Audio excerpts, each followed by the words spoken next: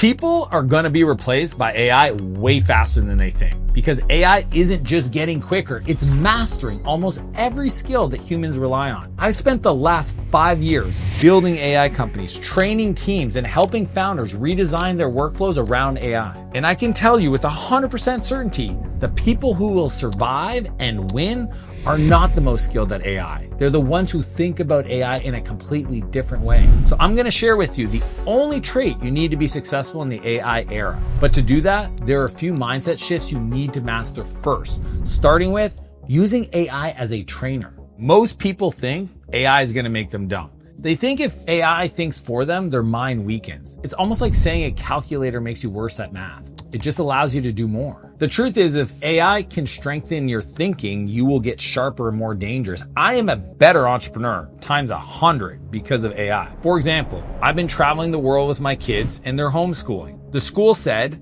no using AI to do their work. I don't want them to use AI to do their homework. I want them to use AI to learn. So what I did is I sat down with them and I created a system prompt that's specific to each kid. It takes the thing that they're interested in, soccer, by who they want to learn from, Ronaldo, and it teaches them physics and math and English through that lens. Why is that not a good idea? And then when they're doing the test, 100%, 100%, 100%. Did that make them dumb, or it taught them to learn faster? So you have to use AI as a helper, not a crutch. Now, once you start using AI to level up, you will start noticing something new. Some of the ideas it presents you, some of the content, some of the decisions it suggested, they just feel better and you can't explain why. Which leads us to our next mindset shift, taste. Taste is essentially your ability to spot excellence instantly. And the only way your taste can grow, your ability to find it, is through excellence in, because then you can find the excellence out, which means you have to get exposure.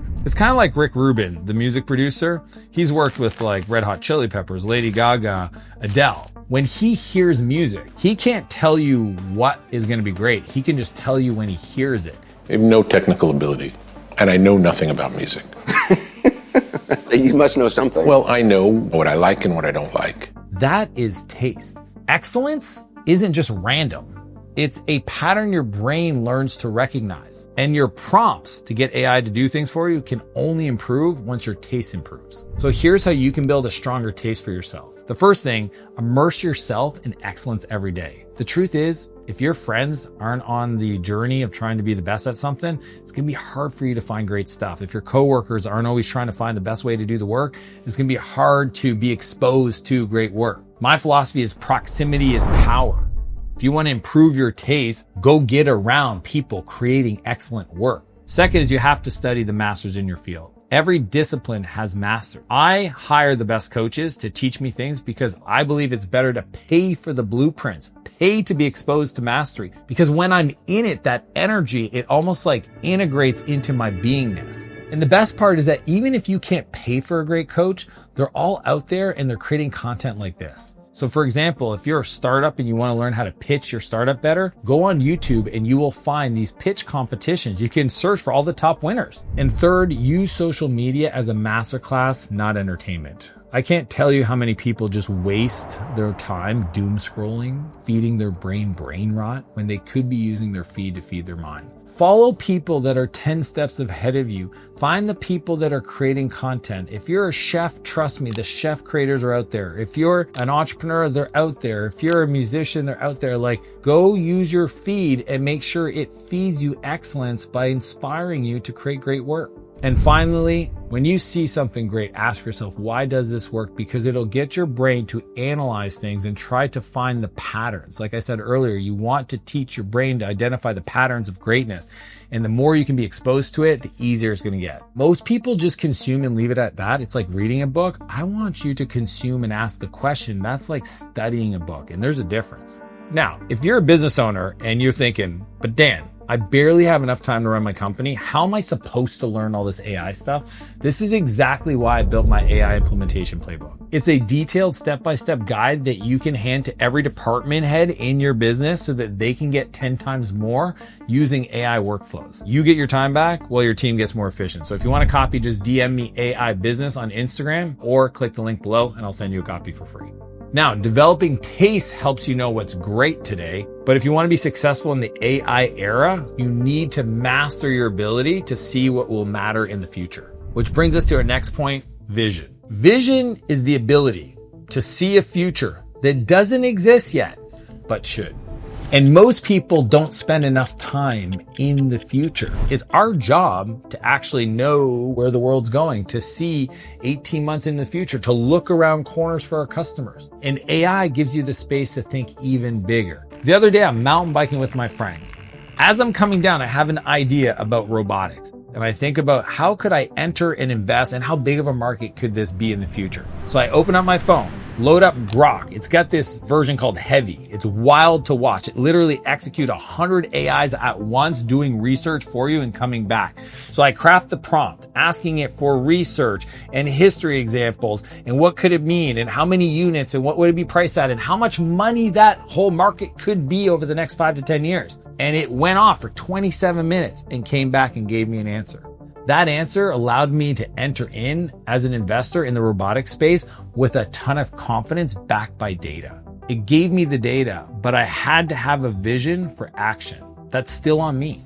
So this is how you build your vision muscle. First off, you have to block out time to actually do deep thinking. Every week you should have a block time called thinking time. And in that time, you literally force yourself to think about the future. Use that space to actually do research. Talk to the AI. Consider it a research co-pilot, a buddy. Most people don't get any thoughtful outputs because they don't ask it any thoughtful questions. You know, I was hanging out with my buddy Nick, he has a sign company, and I was like, if you're not looking into robotics, you should. And he's like, what? Why would I want to look into robots? I have a sign company. Ask AI. Next thing you know, he's going to friggin' Brazil to the #1 robotics event for sign companies. If you don't use it to help it craft your vision, you can't build that muscle. And that's why you have to create time to actually think about it. Number 2 is we want to study breakouts outside of our industry. If you already know what you know and everybody else knows what you know, then where's the innovation? Where's the breakthroughs? When you look at the examples like Henry Ford learning the whole assembly system by watching the meat packers in Chicago and he applied it to cars, that's where the innovation came from. When I look at my life, I'm taking inspiration from other industries. I'm taking stuff from media and applying it to AI. I'm looking at music producers and saying, what can they teach me about creating software? Do you see how crazy of a connection, yet it is all connected? You're not going to find the innovation in the cross section if you're not out there studying them. And last, you have to use AI to pressure test your assumption and ideas. One of my favorite use cases is to put the audio version where I can talk to it, that little blue bubble in ChatGPT, and I'll go for a run and I'll talk to it while I'm running. And then what I do is I use it to help me project scenarios. I'll say, what if this? What if I chose to do this? What if I sold this company? What if I decided to do this? What if I transferred people around? And the more you talk to it, the more you'll hear it reply back to you. It'll teach you how to think about vision. And then you can even say, hey, I feel like I think too small. Force me to think bigger. And it'll ask you questions that'll get you to think bigger. Your AI can be your partner in learning how to think with more vision. Do you know ChatGPT, you can actually ask it to send you a daily summary on anything? And I have it analyze the previous day, top trending news or things I need to know about as an AI investor. And then when I go to the gym, I hit the play button so it reads it to me. Every day, AI is keeping me fresh with new ideas so I can think about the vision and how those things can be connected. If you do this, you'll allow yourself to look way out into the future rather than staying stuck in your today. Being able to visualize the future, it is a superpower, but even the best ideas die if people don't want to help you execute them. See, there's a shift that will transform you from an individual with just ideas into someone who people trust to implement them. Which takes us to our 4th mindset shift, care.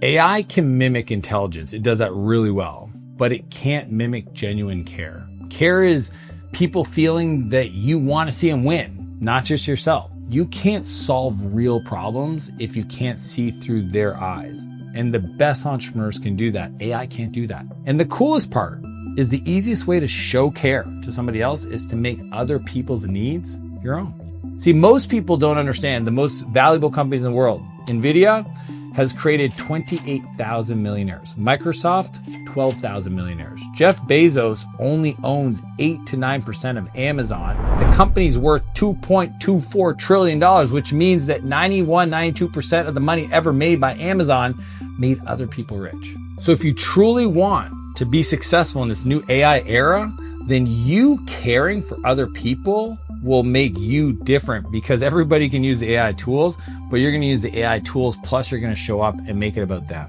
In a world of infinite outputs, care is the ultimate input. Here's how you strengthen your care as a leader. First off, get to know your people, get to know your clients, get to know your community.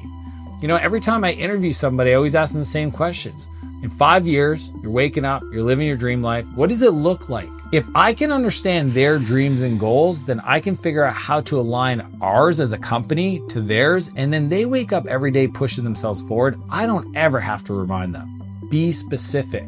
I want to ask them about their family, their personal life, their desires. When they say they want to buy a dream home, I want to know where and what it looks like. The second thing is always ask for feedback by trusted people. My rule is I can't get better if I don't know ways to get better. I can't give feedback if I don't ask for feedback first. So if you have something you want to say to somebody to help them out, first ask them to give you feedback. And that actually shows them that you care. The ultimate form of flattery to somebody is to actually ask them their opinion. If they feel like you care, they'll care about you. If they feel like you don't care, they won't care. And that's something AI cannot do. And last is celebrate them. I can't tell you how many entrepreneurs or leaders out there that are like, well, if I celebrate them, maybe they'll take their foot off the gas. It's like, what are we talking about? Celebrate the milestones, celebrate the success. My big thing is praise in public. And if you got to criticize, do that in private. Use the tools, Slack, shout them out. If they win really big, maybe share with your whole social media account. Just today, Sam, who's my creative director, posted a banger video on his page, and I took it and I shared it to my audience and I said, follow Sam. I want people to see what excellence looks like, and I want him to know I appreciate that stuff. And if that doesn't convince you to care more, let me just share one simple thing. The whole point of business is to develop people. If you wake up every day to be rich, guess what? You'll go through a lot of people, because you'll have to keep going through people that are willing to wake up for a little bit and put up with your bullshit. But if you actually wake up and make it about them, they will wake up to make it about the business. And if you own the business, that's how everybody wins. So don't forget, we build the people first and the people build the business. Developing all these mindset shifts is great, but there's really only one trait that matters more to be defensible against AI. Be the director, not the doer. Most people treat AI like a faster pair of hands. It's kind of like buying a self-driving car and then reaching over and still putting your hand on the steering wheel. It's like, let it do the work. Winners treat AI like a team they direct. A few months ago, I had a leadership training, and at the end of it, I was very clear with my whole team. Every person in the company had weeks to demonstrate to me how they could get AI to do 92% of their work. And trust me, that one confused people, scared people, and really worried people. But I needed them to hear it. There's no future where AI can't do your work. So if you can't figure out where it can support you at 92% and you become the director and it's the doer, then you'll always be behind where we need to be as a team. AI will always be consistently more productive doing. It doesn't sleep. It doesn't take vacations. It doesn't complain. It doesn't call in sick. Learn to set up the automations. Be the director, not the doer. So here's how you become the best director in your work. First off is we use the 10-80-10 rule. At the end of the day, the first 10 is 10% ideation. I want to sit down with my team, maybe my mentor. I want to collaborate. I want to ideate. The other 80% is the doing. That is where AI can take whatever you gave it as an input and turn it into almost completed work. That last 10% is that taste we developed earlier. It's where you come in and you give it that final integration into the business, right? It's Elon Musk going on stage and presenting the products they built, but the AI did all the execution. Next, we have to switch from push prompting to pull prompting. See, most people get out of AI essentially a mirror of what they ask for.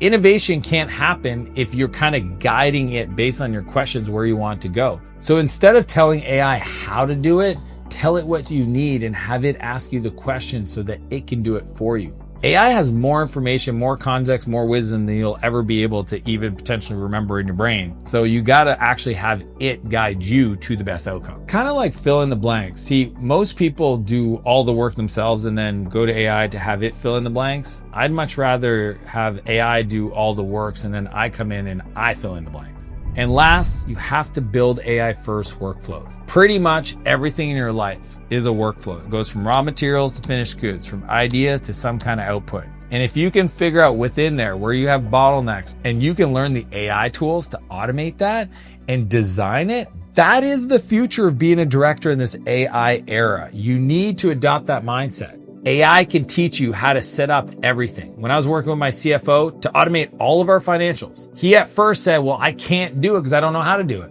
And I was like, write the code to integrate the systems, and it wrote the code. Oftentimes people are just pretending not to know that AI can literally write code for you to get anything done. By doing these 3 things, it'll allow you to be the director, not the doer, and be successful in this new AI era.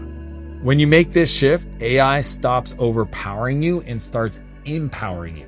That's how you stay ahead. All that being said, your biggest edge in the AI era isn't speed or tools. The people that are like nerding out, like what model should I use and what tool should I use? They're missing the whole point. It's actually becoming the kind of person who thinks clearly, leads boldly, and cares deeply. The humanity of it, people forget it's human being, not human doing. AI is here to amplify you, not replace you, but you got to learn how you use it to still accomplish things in your world, to add value to your customers, to your team. But if anything, give you the time back to be more you.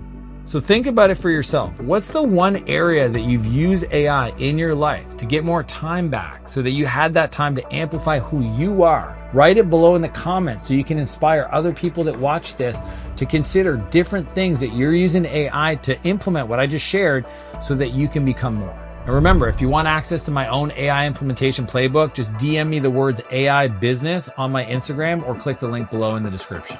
Now, if you want to learn how to get insanely rich with AI in just 20 minutes, click here and I'll see you on the other side.